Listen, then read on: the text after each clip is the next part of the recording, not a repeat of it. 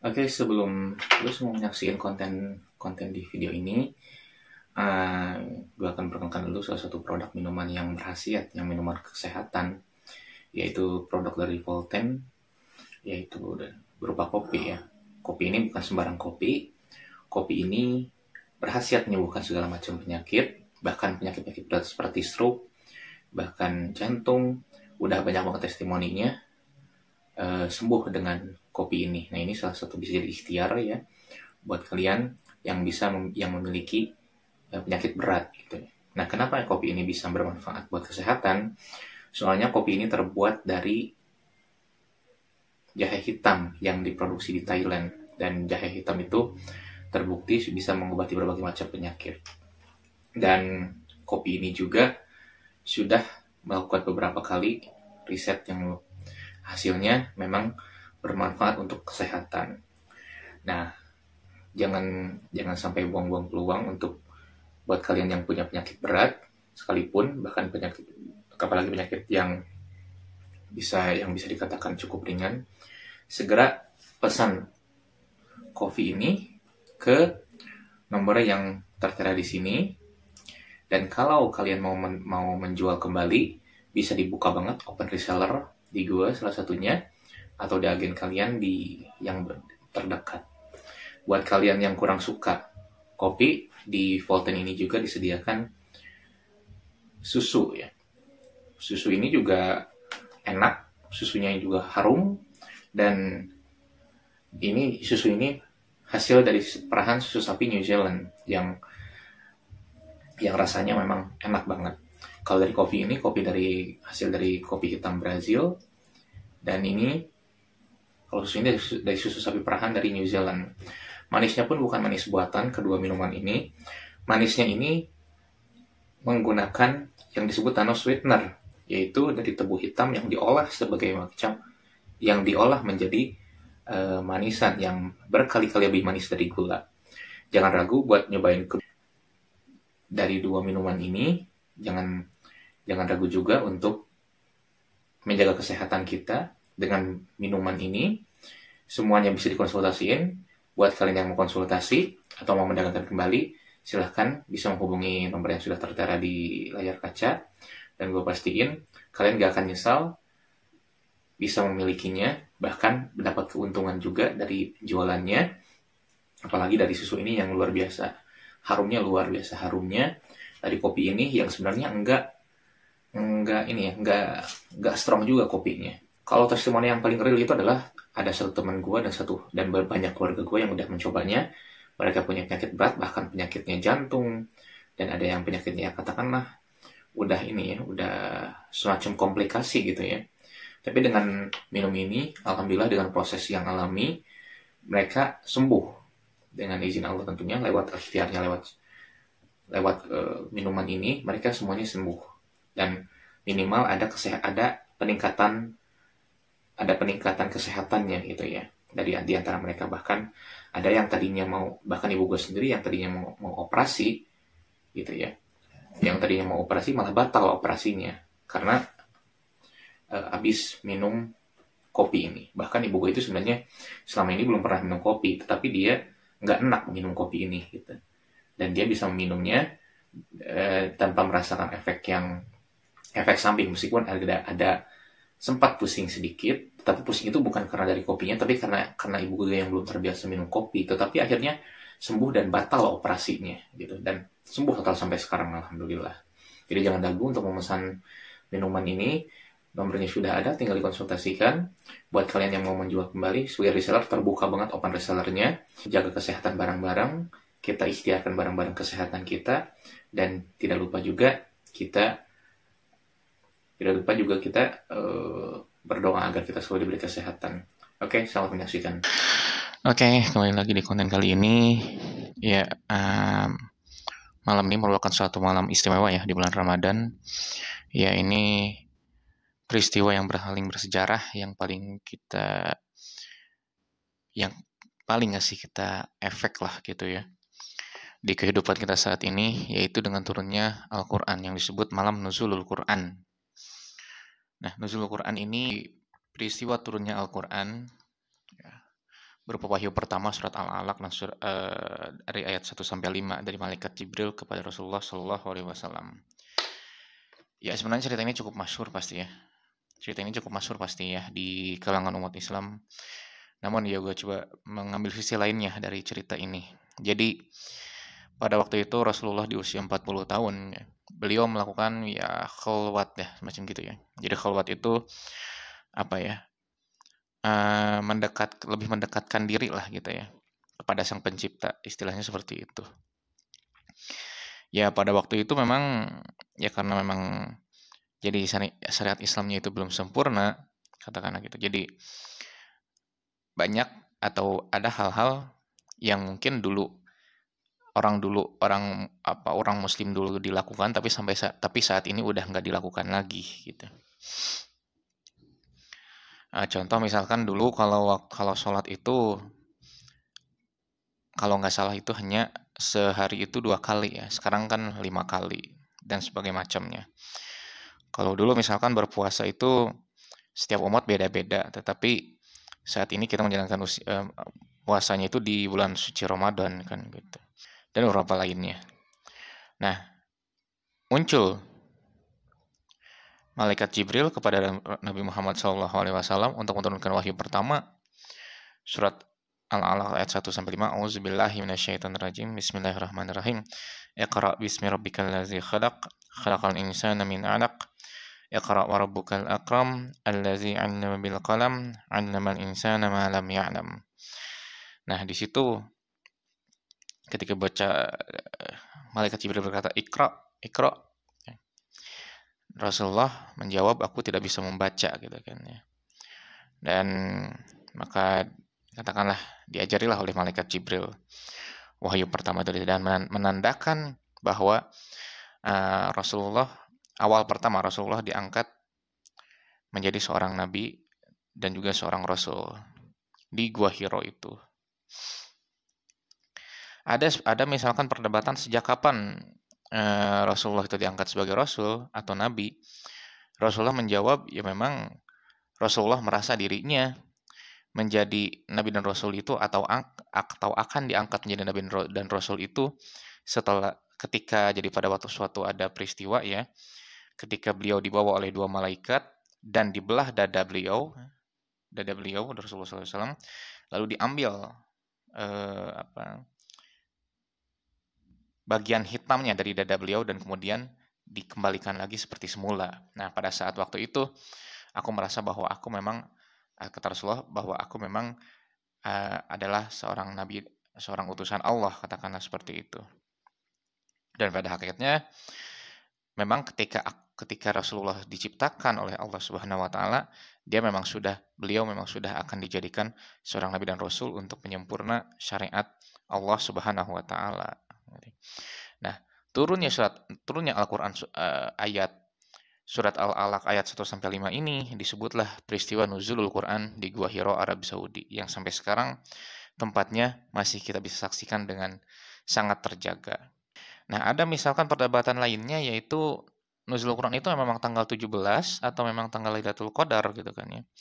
Sementara dalam surat Al-Qadar disebutkan Auzubillahi minasyaitonirrajim. Bismillahirrahmanirrahim. Inna anzalnahu fi lailatul qadar. Jadi sungguhnya kami ya telah menurunkan Al-Qur'an itu di malam Lailatul Qadar. Jadi sebenarnya gini ya. Pada waktu dulu jangan pada waktu dulu deh ya. Jadi pada waktu itu di padang mahsyar atau di arsy-Nya Allah gitu kan ya. Di arsy-Nya Allah itu ketika dalam tanda kutip Allah menciptakan Al-Quran untuk petunjuk umat manusia, dibuatnya itu pada malam Lailatul Qadar. Disebut oleh kita sekarang malam Lailatul Qadar.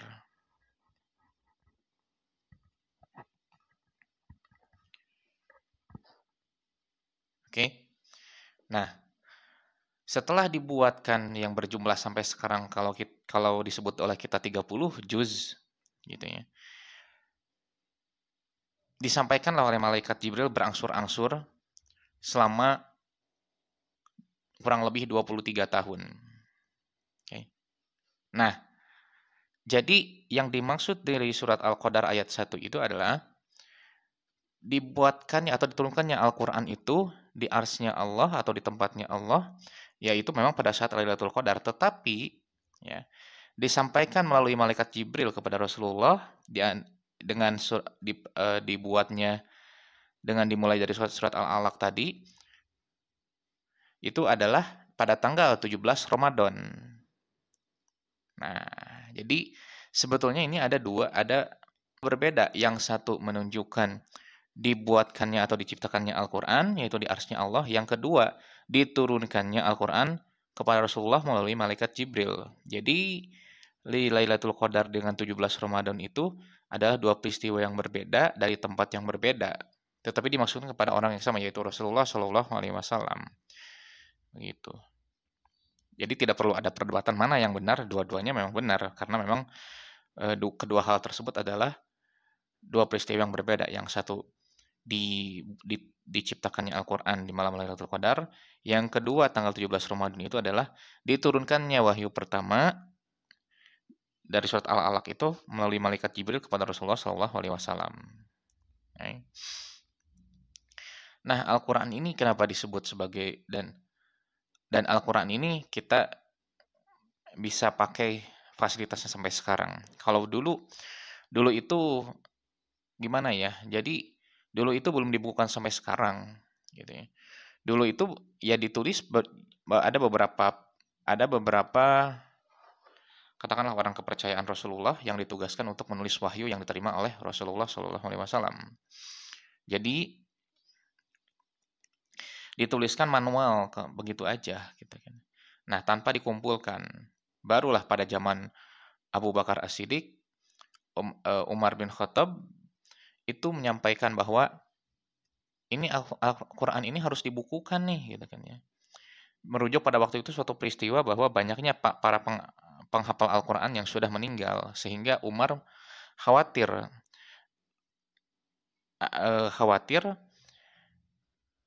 Al-Quran ini tidak terjaga gitu kan, atau ya mungkin sedikit yang bisa menghafalnya. Maka diusulkan oleh Umar bin Khattab untuk dibukukan gitu kan, untuk dibukukan agar bisa dinikmati oleh halayak gitu. Ya meskipun pada waktu itu ada pertentangan di masa ya ada oleh Khalifah Abu Bakar As-Siddiq sendiri, tetapi Allah akhirnya menundukkan hati Abu Bakar agar menerima usulan dari Umar bin Khattab. Sehingga dikumpulkanlah orang-orang yang menulis wahyu dari Rasulullah SAW untuk kemudian dibukukan. Sehingga terjadilah mushaf seperti sekarang. Dinamailah ada surat Al-Fatihah, Al-Baqarah, dan lain sebagainya macamnya. Jadi kalau ada yang nah, lalu kemudian pada zaman Utsman bin Affan, pada zaman Utsman bin lalu kemudian kalau di zaman Umar bin Khattab itu dicetak ya, dicetak lah bahasa kita sekarang, dicetak, disebarluaskan. Nah, pada zaman Utsman bin Affan barulah dimulai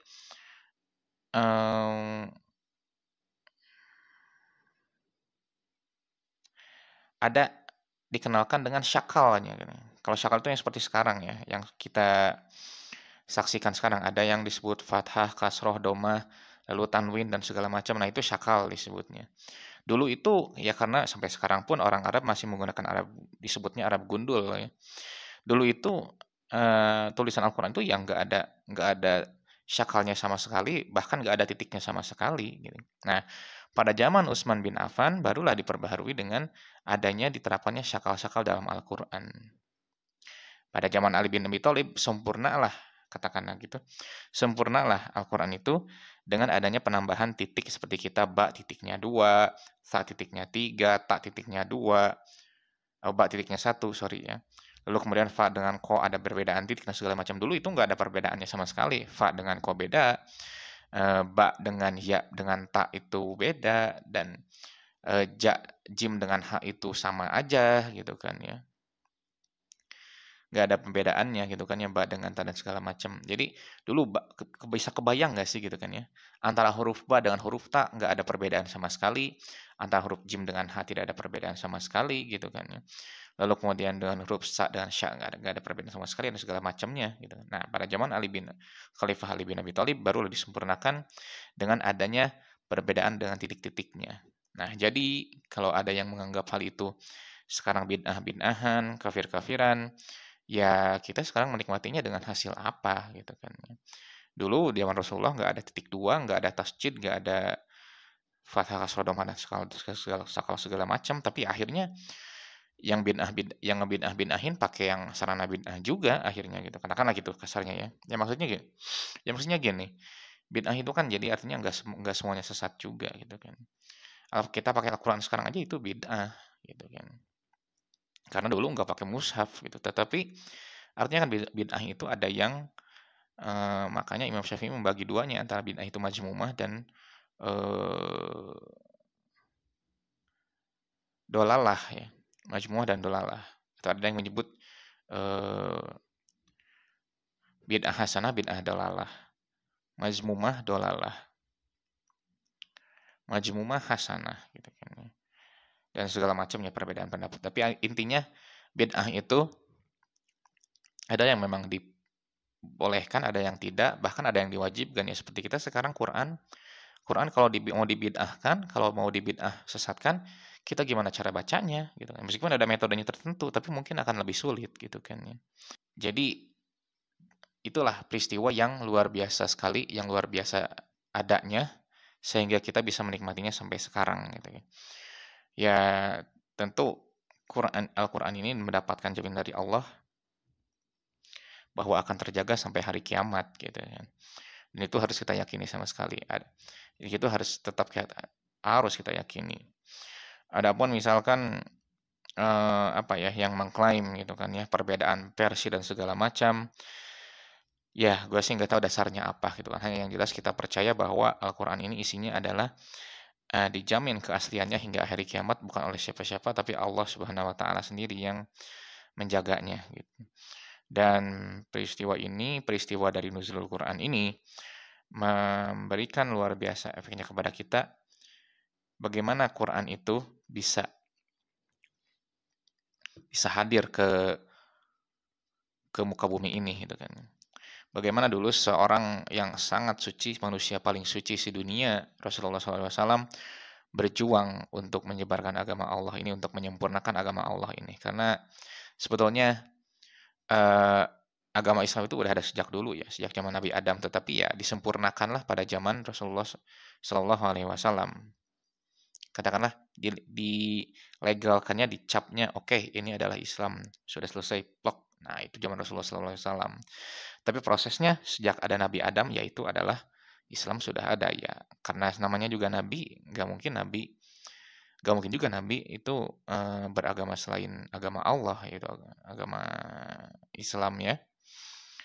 Jadi, dan ini mendapat banyak banget pelajarannya bagaimana Al-Quran itu memecahkan segala jenis persoalan, semua macam persoalan kehidupan, bahkan sudah saintis-saintis pun sudah merujuk ke Al-Quran, dan beberapa kejadian-kejadian dalam Al-Quran semakin banyak diteliti, semakin banyak ilmuwan juga yang masuk Islam. Karena sebenarnya ya enggak bukan hal yang aneh ya, karena memang sebegitu agungnya gitu kan ya. Sebegitu agungnya Al-Quran itu diciptakan. Ya gak akan aneh juga kenapa bisa banyak yang penasaran. Ya ini bukanlah ciptaan siapa-siapa, bukanlah ciptaan manusia, ini ciptaan Tuhan gitu kan. Ya katakanlah kenapa misalkan ya Rasulullah kan nggak bisa baca, nggak bisa nulis. Ya sekarang gini aja pakai logikanya. Kalau Rasulullah bisa baca dan bisa nulis, katakanlah gitu. Ya mungkin ya, mungkin asumsinya adalah banyak orang yang menyangkakan itu adalah ciptaannya Rasulullah, gitu kan.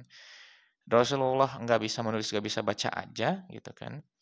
Itu banyak yang menyangka bahwa itu bukanlah ciptaan Tuhan, tetapi ciptaan Rasulullah. Bahkan disebutnya Muhammad itu penyihir, katanya kan gitu. Jadi ya tentu jelaslah ya, mungkin kita banyak yang kurang suka, tetapi ya Allah sudah menyesuaikan, sudah eh, memberikan suatu halnya dengan segala macam keadaan-keadaannya ya. Dan ini nuzulul Quran ini ya sudah luar biasa banget. Nah, tentu di malam nuzulul Quran ini kita petik hikmahnya bareng-bareng aja, bahwa sudah berapa banyak kita memakai Al-Quran dalam hidup kita gitu ya. Sudah seberapa kenal gitu kan ya kita kepada Al-Quran itu sendiri sehingga bisa memakainya dalam kehidupan kita pribadi gitu kan. Dan ya gue sih di sisi lain banyak yang katakanlah ngenes juga ya. Kalau misalkan ada yang menjelaskan Al-Quran, ditunjukkan dalilnya, ditunjukkan apanya, malah masih ada yang malah masih banyak yang menyangkal gitu kan dan segala macam. Dan bahkan ada dengan seenaknya ngomong, oh ini emang nggak bisa kayak gini, oh ini nggak bisa kayak gitu. Padahal sudah disertai ilmu-ilmu yang luar biasa gitu ya. Ya for your information ya, bahwa mempelajari Al-Quran itu gampang ya, sangat gampang kita membacanya.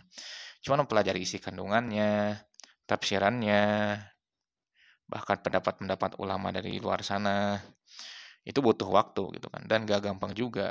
Jadi kalau ada yang meremehkan hal itu, ya gue sih sebagai yang mempelajari hal itu gitu kan, sedikit mempelajari itu yang miris juga sih. Apalagi kalau misalkan udah mah nggak tahu, tapi nggak mau dikasih tahu gitu kan. Nah, jadi itu udah miris banget lah gitu menurutku kalau ada kejadian-kejadian seperti itu. Padahal bukan hal mudah kita untuk mempelajari isi kandungan Quran itu sendiri gitu kan. Tetapi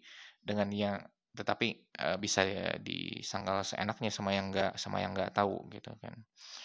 Nah, di Malam Nuzul Al-Quran ini ya yuk bareng-bareng kita jadikan Al-Quran itu sebagai pelindung kita, sebagai patokan hidup kita, sebagai pedoman hidup kita.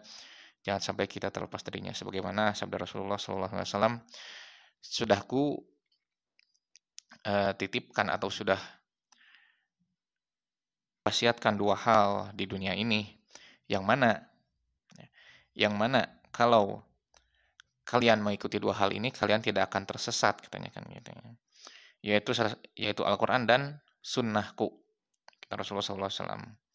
Ada hadis lain yang menyebutkan yaitu Al-Quran dan zuriyati, keturunan-keturunanku, yang artinya keturunan-keturunanku di sini adalah jadi keturunan-keturunan Rasulullah SAW yang sekarang kita sebut habaib segala macam ya. Dan itu yang menjaga risalah-risalah Rasulullah sampai sekarang, sampai detik ini. Ya ada jadi Rasulullah sudah menyampaikan risalahnya itu diantaranya sunnah-sunnahku itu, kalau melalui dua hadis ini yang tadi gue petik, yang satu adalah Al-Quran dan sunnahku, dan yang riwayat lainnya Al-Quran dan zuriyati, dan keturunan-keturunanku. Jadi artinya keturunan-keturunan inilah jadi garda terdepan ya untuk menjaga risalah dari Rasulullah Shallallahu Alaihi Wasallam. Dan kalau kita mengikuti kedua hal itu ya Quran dan sunnahnya, sudah pasti kita tidak akan tersesat. Artinya kita tahu arah hidup kita kemana, kita tahu gitu kan bagaimana cara kita berpikir dan bagaimana kita menggunakan perasaan kita gitu. Ya meskipun misalkan di luar sana mungkin ada juga habaib yang katakan ya seperti itulah gitu ya, yang misalkan ya yang tidak mencerminkan demikian, ya kita positif thinkingnya mereka juga sama-sama manusia juga. Namun di antara manusia-manusia, di antara para habaib itu adalah yang jelas adalah garda terdepan, garda terdepan dalam menjaga risalah Rasulullah Shallallahu Alaihi Wasallam gitu. Dari habaib yang ya katakanlah yang soleh ya katakanlah gitu. Ada misalkan yang nggak soleh ya pasti mungkin ada aja gitu kan. Hanya ya sebagaimanapun mereka adalah keturunan dari Rasulullah juga, bagaimanapun itu, yaitu sudah menjadi takdir mereka gitu kan. Ya kita ikuti saja bagaimana habaib yang bijak, mana habaib yang memang menyejukkan gitu saja. Selain kita memang mempelajari sunnah-sunnah yang sekarang kita sebut hadis ya. Maka melalui momen ini juga gue ucapkan selamat hari Nuzulul Quran untuk kita semua, dan juga semoga kita bisa diberikan kelapangan dada, bisa diberikan keteguhan hati ya, agar kita bisa menjalankan Al-Quran sebagaimana mestinya. Oke, sampai sini dulu yang bisa gue sampaikan. Subhanakallahumma bihamdika asyhadu an la ilaha illa anta astaghfiruka wa atubu ilaik.